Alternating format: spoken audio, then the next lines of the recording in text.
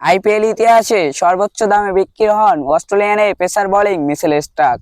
24,75,00,000 টাকায় তাকে কিনে নেন কলকাতা নাইট রাইডার্স। সেখানে বাংলাদেশ কাটার মাস্টার মুস্তাফিজুর রহমানকে 2 কোটি টাকা দিয়ে কিনে নেন Chennai Super Kings. Chennai Super Kings এর হয়ে মুস্তাফিজুর রহমানের সংগ্রহ 4 ম্যাচে 9টি উইকেট। অপরদিকে মিচেল স্টার্কের সংগ্রহ কলকাতা নাইট রাইডার্স এর হয়ে 4 ম্যাচে 2টি উইকেট। কাটার মাস্টারের কাছ থেকে এতটা ভালো বোলিং আশা করতে পারেনি চেন্নাই সুপার কিংস।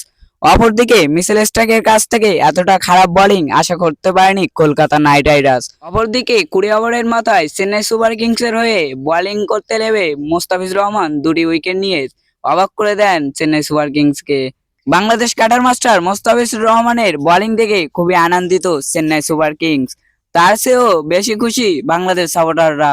মুস্তাফিজুর রহমানের কাছ থেকে তারা এতটা ভালো বোলিং আশা করতে পারেনি। আপনাদের কাছে কে সেরা, মিচেল স্টার্ক নাকি মুস্তাফিজুর রহমান, সেটা অবশ্যই কমেন্টে জানিয়ে দেবেন।